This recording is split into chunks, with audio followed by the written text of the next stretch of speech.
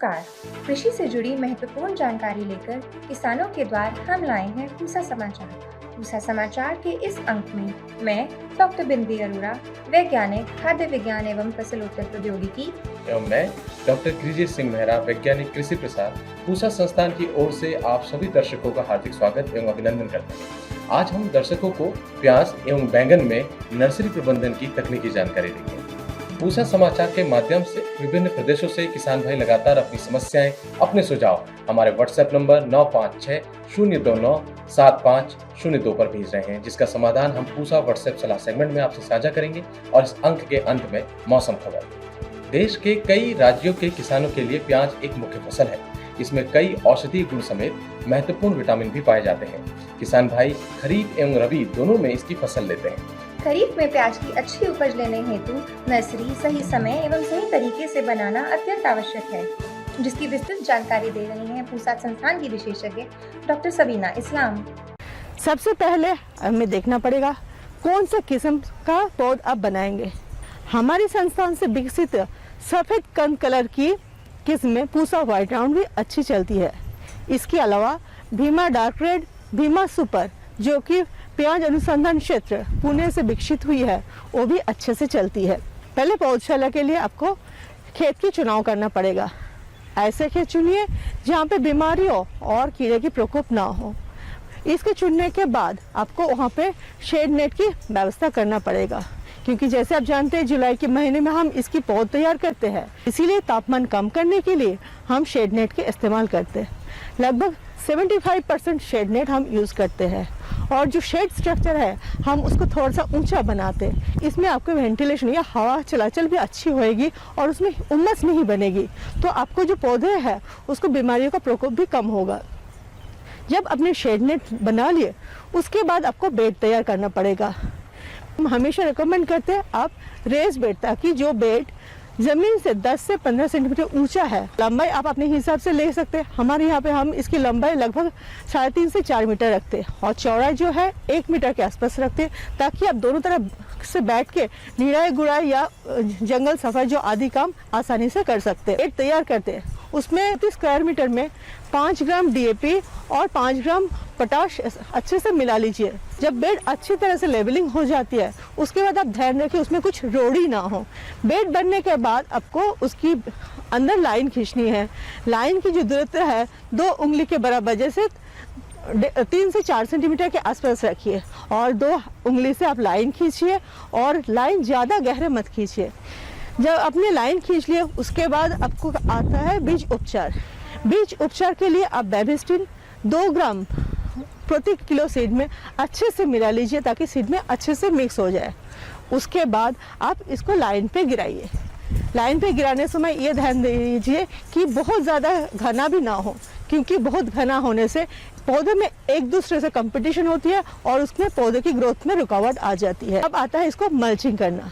Mulching बहुत ज़रूरी है क्योंकि ये आपका नमी को पकड़ के रखता है और टेम्परेचर को भी कम करता है। मल्चिंग के लिए हम ज़्यादातर से सूखी घास यूज़ करते हैं। दूब घास, सूखी दूब घास बहुत अच्छा माना जाता है। जब दूब घास की आप चुनौती करेंगे, ये बात ध्यान रखिए, जो दूब घास आप ले रहे हैं ये कभी दवाई से मरी हुई घास ना हो। जब आपने अच्छे से ढक दिए उसके बाद आप इसमें पानी दे दीजिए, ताकि वो जर्मिनेशन में मदद करे। को सुबह 10-11 बजे के आसपास एक बार और शाम को 5-6 बजे के बाद एक बार देना पड़ेगा पानी। पानी देते समय ये बहुत ध्यान रखिए मिट्टी कभी गर्म नहीं होना चाहिए। मिट्टी 35 से ऊपर टेम्परेचर हो जाएगा और उस टाइम आपने पानी दे दिया तो आपकी नर्सरी में बहुत नुकसान होगा। डैम्पिंग ऑफ की बीमारी बहुत ज़्यादा मात्रा में फैल जाता है। अब ऐसे करने के बाद आप उम्मीद करते हैं 5-6 दिन के बाद उसमें अंकुरन दिख जाएगा। जब वो थोड़ा सा बड़ा हो जाता है, लगभग 1.5 से 2 सेंटीमीटर के आसपास हो जाता है, आप मल्च को हटा लीजिए। उसके बाद जो कूड़ा है, घास की कूड़ा, उसको सफाई करने के बाद उसमें आप रिडोमिल 2 ग्राम प्रति लीटर के हिसाब से डाल के अच्छे से मिक्स करके नर्सरी में डालिएगा। ये डालने के बाद आपको वेट करना पड़ेगा। 10-15 दिन लगातार आपको सुबह, दोपहर और शाम को पानी देना पड़ेगा, ताकि क्रॉप की ग्रोथ अच्छी हो। और 15-20 दिन के बाद आप ह्यूमिक एसिड 2.5 ml प्रति लीटर के हिसाब से दे के पौधे में दे सकते हैं, ताकि पौधे थोड़ा सा मोटा हो जाए। उसका और 15-20 दिन के बाद आप सुजाला 19-19-19 1 ग्राम प्रति लीटर के हिसाब से देके भी ऊपर से फौरा से स्प्रे कर सकते हैं। और बीच में अगर आपको जंगल हो गया 2 लाइन के बीच में से आराम से वीड को निकाल दीजिए, 1-2 बार आप होइंग कर दीजिए ताकि आपको जो रूट जोन है जाड़ों के पास थोड़ा सा हवा चले, क्रॉप ग्रोथ और अच्छी हो जाए। 50-55 दिन के बाद ये खेत में लगाने लायक हो जाएगा और ये पौधा आप अपने खेत में भी लगा सकते हैं। अगर चाहे तो आप अपने घर में भी किचन गार्डन में यूज़ कर सकते हैं। अगर आप देखेंगे पत्ते ऊपर से सूखता हुआ जा रहा है और नीचे से उसकी जड़ बिल्कुल नहीं है, या फिर जो आपका लाइन है, लाइन के बीच से कुछ पौधे सूख रहा है और वो दोनों तरफ फैल रहा है, ये आपका सिम्टम है डैम्पिंग ऑफ के लिए। इसके लिए आप बेबिस्टिन 2 ग्राम प्रति लीटर में डालिए और ड्रेंचिंग कीजिए और हफ्ता दिन के बाद फिर कैप्टन 2 ग्राम प्रति लीटर में डाल के फिर से स्प्रे कीजिए और बीच में एक बार रिडोमिल गोल्ड 2 ml प्रति लीटर के हिसाब से डाल के स्प्रे कीजिए। सब्जियों की यदि बात हो तो बैगन हम में से अधिकांश का प्रिय होता है।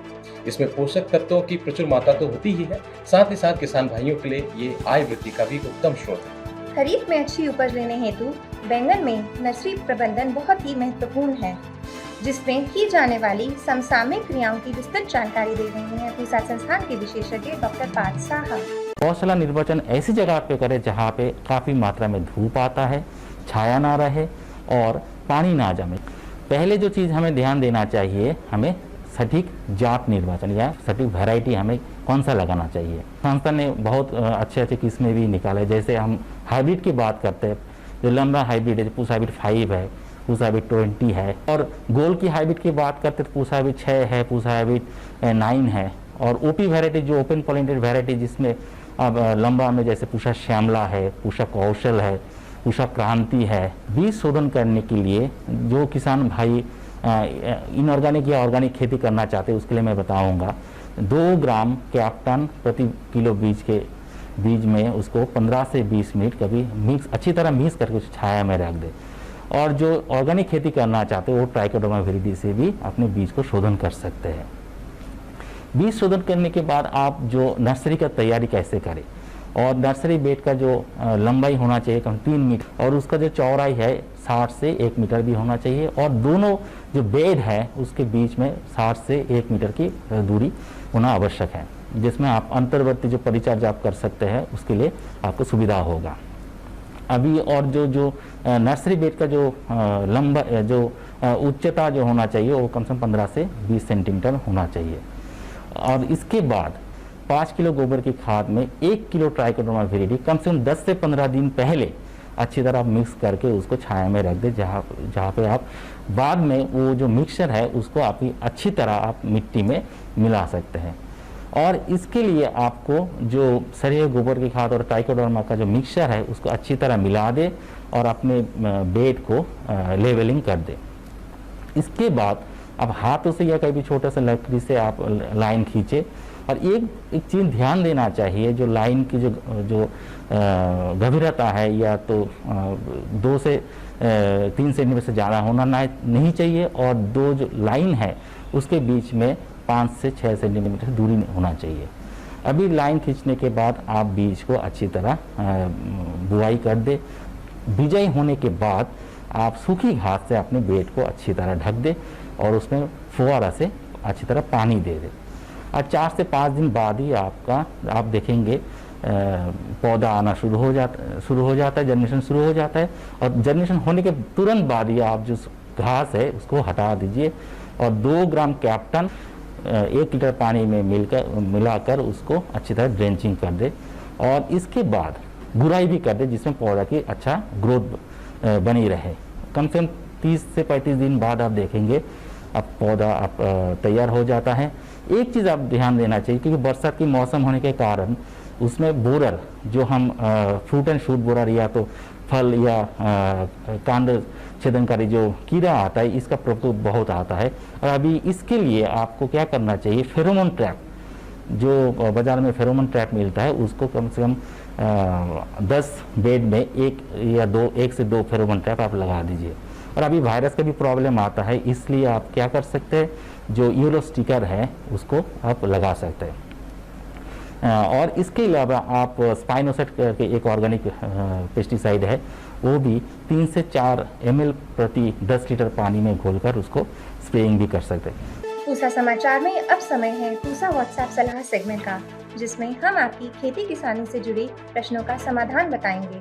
कटक उड़ीसा से सुशांत प्रधान जी ने पपीते के पत्तों के पीले पड़ने की समस्या बताई है।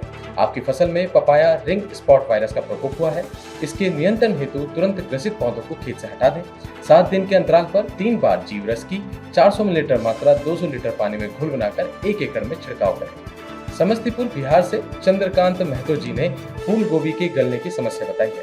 आपकी फसल में सॉफ्ट रॉट रोग का प्रकोप हुआ है, जो बैक्टीरिया के कारण होता है। सर्वप्रथम ग्रसित पौधों को खेत से एकदम हटा दें।